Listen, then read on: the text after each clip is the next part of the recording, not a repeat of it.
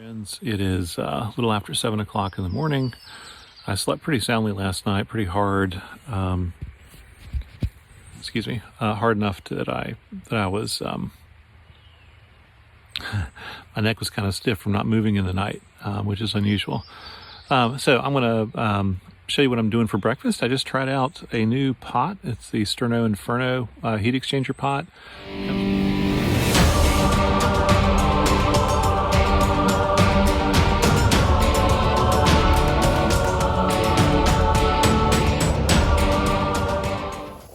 This is a Sterno Inferno heat exchanger pot with a Tokes siphon alcohol stove. It just boiled water, 2 cups of water, in under 4 minutes.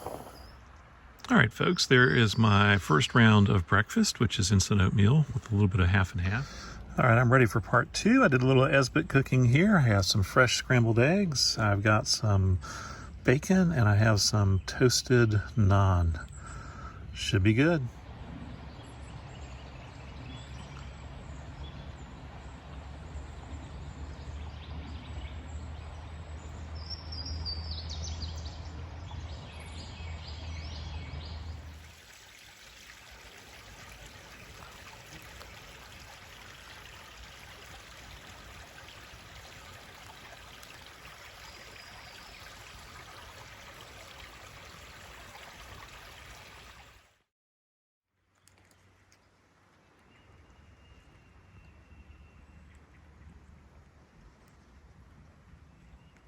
Something clearly lives in this humongous hole. It's about 6 inches across, maybe.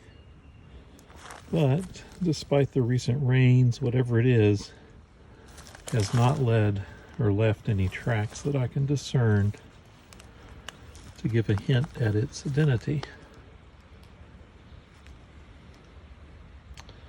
Oh well.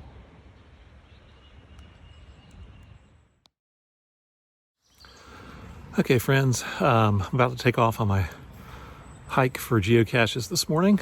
I'm headed to stage 9 of the multi-stage cache that I'm working on right now, and probably going to have to shed my down jacket or my down vest pretty quickly here. It's about 59 degrees. Quiet morning, a little bit damp, a little bit misty. I think it's supposed to kind of be damp and misty and overcast most of the day, but not really much of a chance of rain. There wasn't yesterday, but it rained last night, or not last night, but yesterday evening when I was out geocaching. Pretty hard for a little bit. Good little sprinkle, enough for me to put on my coat. I'm not taking my coat today, I just have my umbrella. So hopefully the forecast will hold. And yeah, that's about it. Catch up with you when I'm on the trail.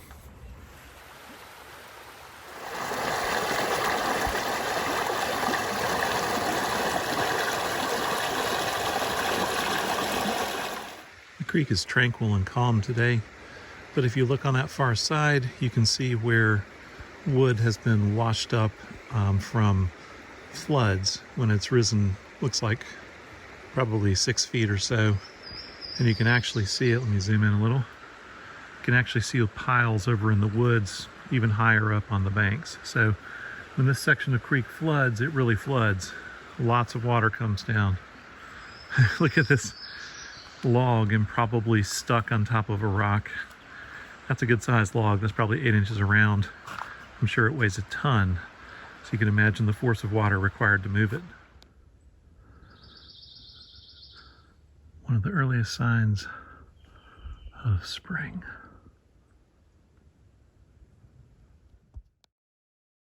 So last night I got really lost shortly after crossing this creek and turning off into the woods. And this morning, my observational skills are a little bit better because I'm realizing that this creek is flowing this way. And when I was trying to use this creek as a device, a tool for navigation, I realized that it was much further into the woods, and the creek that I was looking at was flowing this way, which means it was another creek entirely, and I was totally wrong.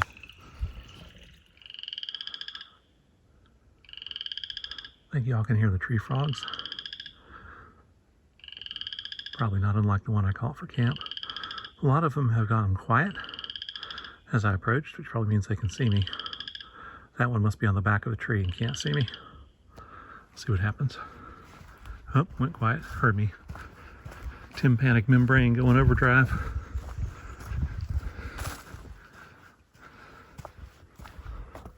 Another little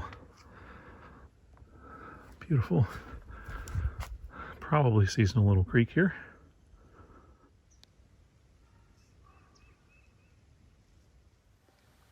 There are so many of these campsites all along the trails in the Uwharries. Absolutely gorgeous.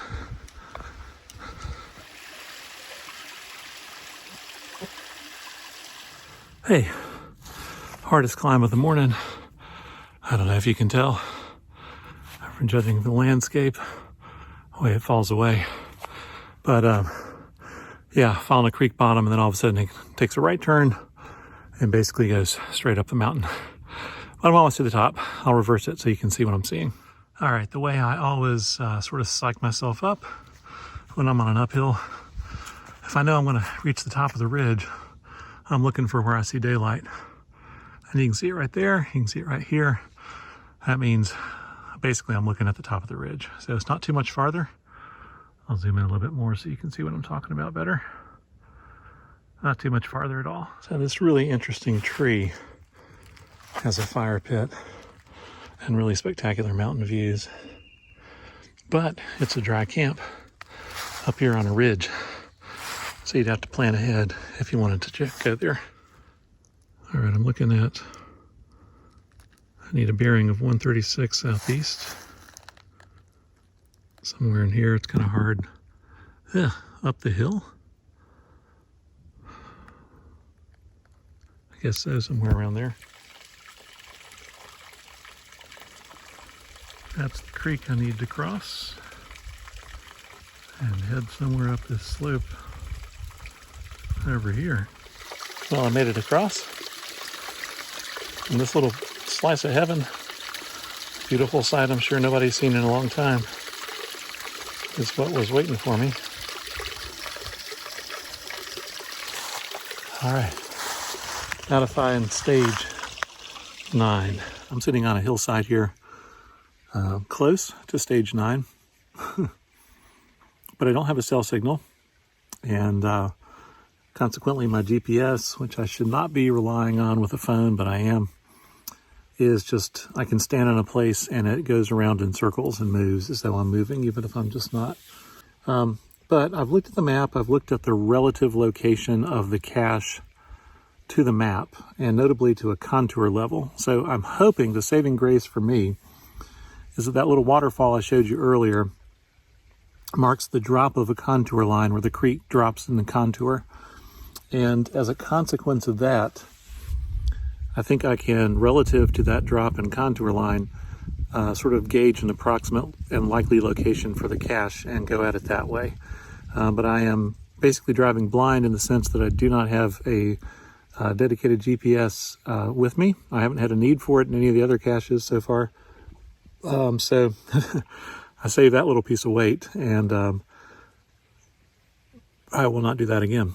But I've had a tuna salad sandwich, little packet of tuna salads squished between two little mini naans. I've had some summer sausage and cheese. I'm about to have another helping of that. And we'll probably finish up with a honey stinger waffle for a little bit of dessert. Had one last night, the short stack. It was super yummy. So this is the first real break I've had this morning. I've probably hiked close to 2 hours without really stopping or anything like that. So I'll probably also pour more water into my chest water bottle, my one with my little aqua quip you've seen, and add some electrolytes to that. I'm using Propel just to give me a little bit of a surge of energy here. I'm not really down on energy. My toes hurt from going downhill. I'll turn around and show you the slope I came down. I don't know if you can really judge it, but we'll see.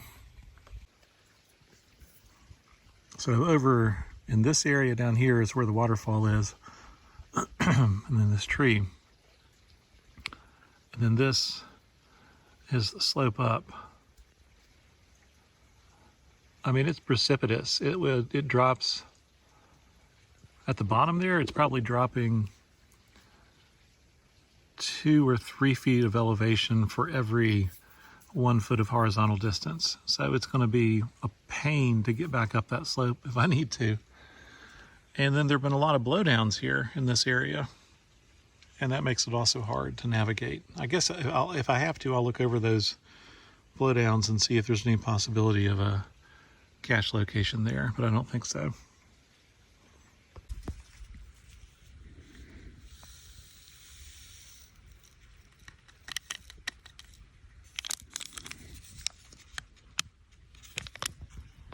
This is another one of my favorite snacks when I'm out in the woods. Yum. I love savory stuff though. Round 2. Yum, yum. All right, friends, what you're looking at is the geocache container in these camouflage lock and lock boxes. So this one's a little wet,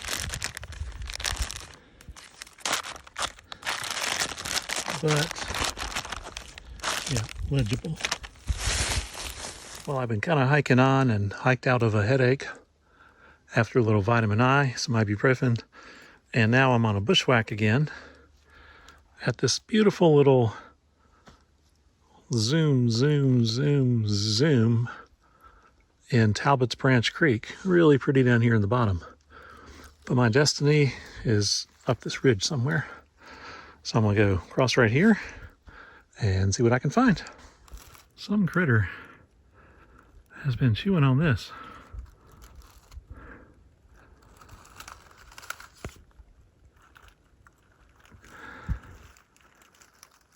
On where I am, I found stage 10, had a nice little hike to it, and when I found it, I realized that stage 11 was almost on top of stage 9.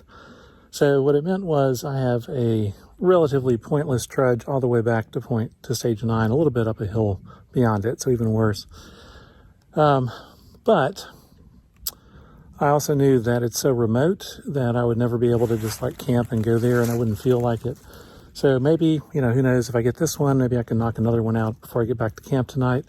If not, no worries, you know, something will work out. But I do want to show you from this vantage point on a hill my scene, because it's pretty spectacular, kind of looking down. Hopefully the camera can pick up some of the grandeur here. So over there is a solid slope. You can see the ridge line as it goes down. I'm destined to go up over that at some point. Down in the creek bottom, lots of trees have blown down. So it was a pretty spectacular view for all kind of open forest here with the hardwoods, meaning you got a lot of view right now before spring causes little green trees to pop up everywhere.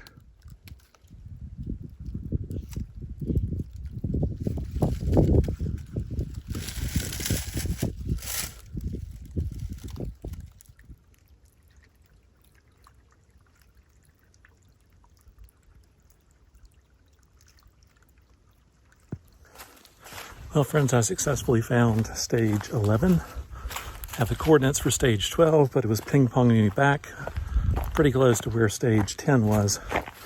And I didn't have the time or energy to do that again. I'll do it. That one's actually going to be closer to a particular trailhead. At some point, if I get time off again, I could park there and, you know, bushwhack to it probably pretty easily. So I am on Robbins Branch Trail, headed back towards camp. I'll show you what this trail looks like. It's really pretty right through here. Coming through the bottomlands here, riding down a saddle behind me.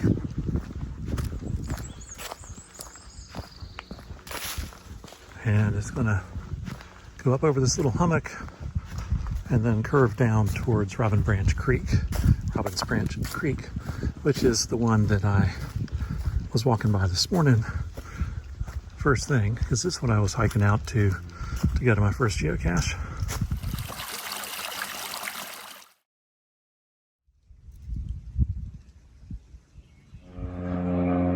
A little airplane flying overhead, but the real sight are the blue skies, which peeked through inexplicably. They're not really forecast to. But they definitely have. I think this field is destined to be burned. That red mud there, Carolina clay, as a strip to preserve the forest from the fire in the field when the time comes. That's a trillium. So this is the late afternoon sunlight, and you can see some of it's getting down on the trail where I'll be walking in just a moment. Beautiful. Love this hour of day, the golden hour.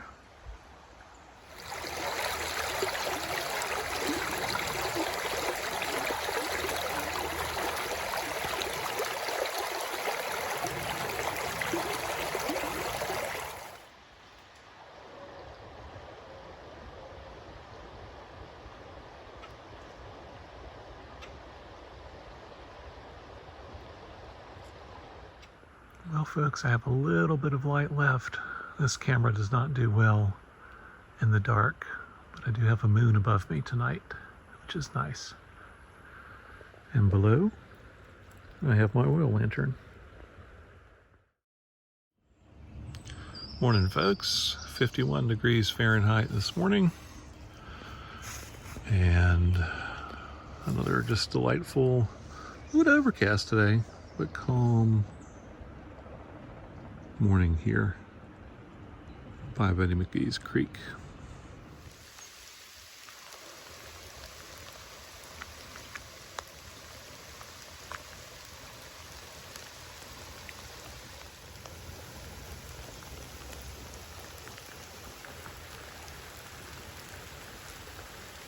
Okay, so I was back in my rain gear, obviously, sitting in my chair. I was packing up my camp very leisurely, and all of a sudden it started to rain again, sprinkling a little bit. So let me show you what I've done to keep things dry here. All right, so that behemoth over there is my backpack. I just threw my rain cover on that. That is a piece of Tyvek cloth that I got a long time ago. Absolutely love it. It is designed originally, I guess, for kites. Really lightweight, but waterproof. And so what I did is I just doubled it over. The stuff that I have not packed yet is the mound underneath that. I have a few more things here that are not going to be hurt at all by rain. Just some of my camp equipment, plastic trash bag, plastic bag that's sealed that has a piece of naan in it I might eat later, and a few more cooking accoutrements here and there that I've just not packed yet. So, whoops. That is the scene from camp this morning.